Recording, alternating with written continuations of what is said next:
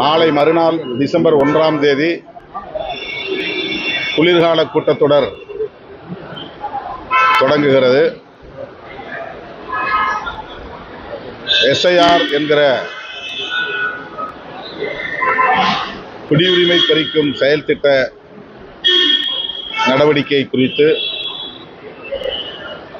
எதிர்க்கட்சிகள் கேள்வி எழுப்ப, அது தொடர்பான விவாதத்தை நடத்த அவையை ஒத்திவைக்க கோரி பிரச்சனைகளை எழுப்புவதற்கான சூழல் இருக்கிறது. விடுதலை சிறுத்தைகள் கட்சியின் சார்பில்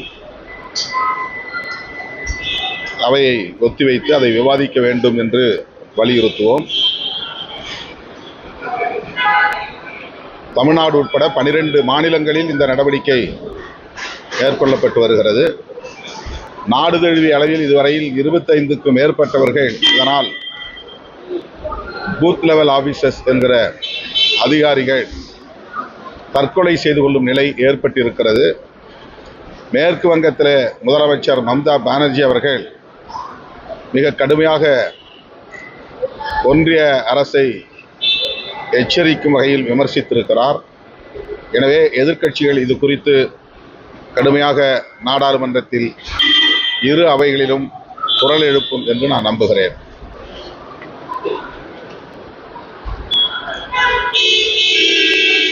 இலங்கையில் புதிதாக அரசமைப்பு சட்டத்தை எழுதுவதற்கான முயற்சிகள் நடைபெற்று வருகின்றன. JVP அரசு பொறுப்பேற்ற பிறகு குடியரசுத் தலைவர் அனுர திசநாயக்க புதிய அரசமைப்பு சட்டத்தை எழுதப்போவதாக பல்வேறு முயற்சிகளை மேற்கொண்டு வருவதாக தெரிகிறது. இந்த சூழலில் இந்திய ஒன்றிய அரசு தலையீடு செய்து புதிய அரசமைப்பு சட்டத்தில் கூட்டாட்சி நிர்வாக முறையை கொண்டு வருவதற்கான ஏற்பாடுகளை செய்ய வேண்டும் என்று ஈழத் தமிழர்கள் விரும்புகிறார்கள். இந்திய அரசு ஈழத் தமிழர்களுக்கு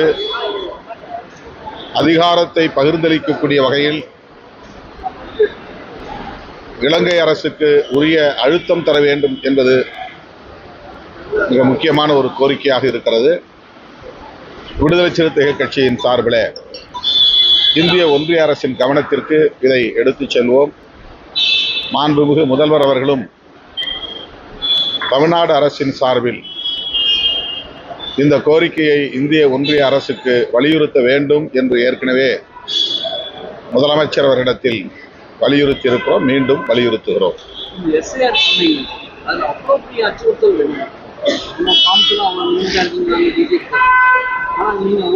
அது வெறும் வாக்காளர் பட்டியல் சீராய்வாக இருந்தால் பிரச்சனை இல்லை.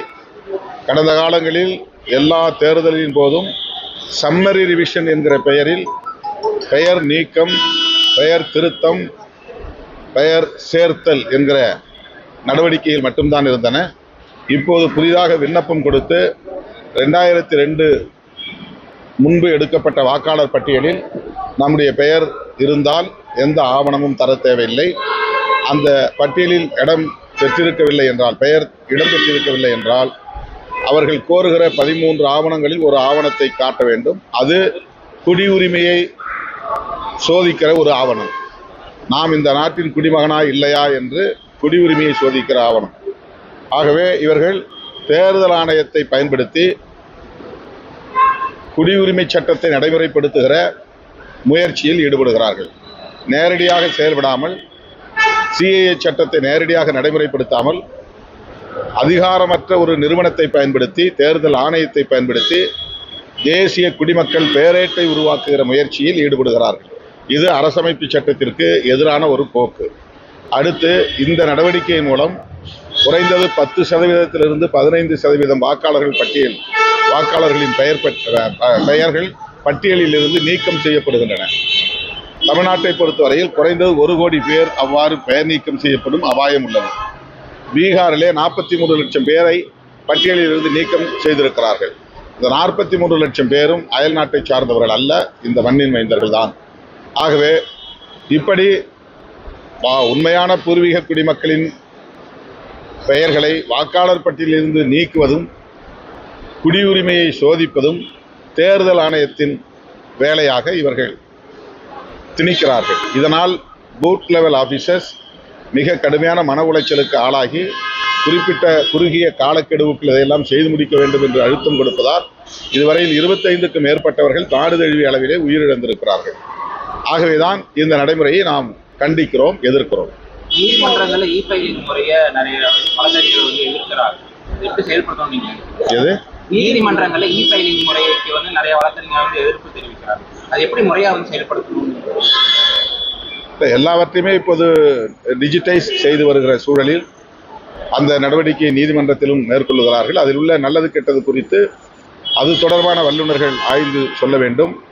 இ-ஃபைலிங் என்பது எல்லோராலும் இலகுவாக செய்யக்கூடிய ஒன்று அல்ல.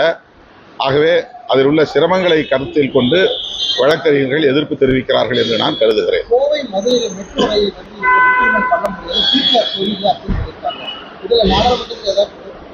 கட்டாயமாக இது குறித்தும் நாங்கள் நாடாளுமன்றத்திலே குரல் எழுப்புவோம் அல்லது தொடர்புடைய அமைச்சரை சந்தித்து முறையிடுவோம். அதே போல மத்திய அரசு கல்வியாகட்டும் இதாகட்டும் நிதியை தராமல் எப்படி தமிழக அரசு பண்ண முடியும்? ஆனால் இணக்கமான சூழல் இல்லாதனால பல்வேறு பாதிப்புகள். இந்த ஆட்சி, அதாவது பாஜக ஆட்சி பொறுப்பேற்ற நாளிலிருந்து பாஜக அல்லாத பிற கட்சிகள் ஆளுகிற மாநிலங்களில் இதே போன்ற ஒரு சார்பு நிலையை எடுத்து மாற்றாந்தாய் மனப்பான்மையோடு செயல்படுகிற போக்கு நீடிக்கிறது. தமிழ்நாட்டை தொடர்ந்து வஞ்சித்து வருகிறது. தமிழ்நாடு அரசை நிலைகுலைய வைப்பது அவருடைய நோக்கமாக இருக்கிறது. தமிழ்நாட்டு மக்களிடையே இந்த அரசுக்கு எதிரான ஒரு எதிர்ப்புணர்வை வளர்க்க வேண்டும் என்பதும் அவர்களின் நோக்கங்களில் ஒன்றாக இருக்கிறது. இந்த போக்கை விடுதலை சிறுத்தைகள் கட்சி தொடர்ந்து சுட்டிக்காட்டி கண்டித்து வருகிறது. இப்போதும் இந்த மெட்ரோ ரயில் திட்டம் குறித்து அவர்கள் எடுத்த நிலைப்பாட்டை விடுதலை சிறுத்தைகள் கட்சி கண்டித்து ஏற்கனவே அறிக்கை வெளியிட்டிருக்கிறோம். மீண்டும் அந்த போக்கை கண்டிக்கிறோம்.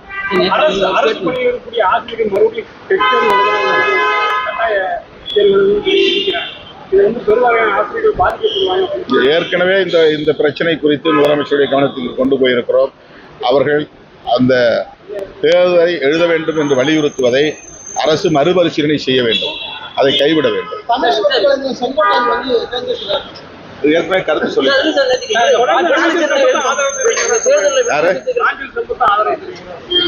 இல்ல, அது அவருடைய நிலைப்பாடு. திரு செங்கோட்டையன் அவர்கள் அதிமுகவிலே ஒரு மூத்த தலைவர்.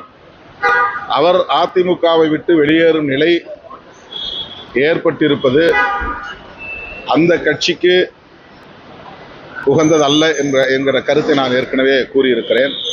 அவர் தாவேகாவை தேர்வு செய்தது அவருடைய கருத்து, அவருடைய முடிவு. அதிலே நான் கருத்து சொல்ல விரும்பவில்லை. ஆனால் அதிமுகவை இப்படி ஒரு நெருக்கடிக்குள்ளே தள்ளியதில் பாஜகவுக்கு ஒரு பங்கு இருப்பதாக நான் கருதுகிறேன். செங்கோட்டையன் அவர்களே ஏற்கனவே டெல்லிக்கு சென்று வந்த பிறகு என்னை அழைத்தது அமித்ஷா அவர்கள்தான் என்று கூறியிருக்கிறார்.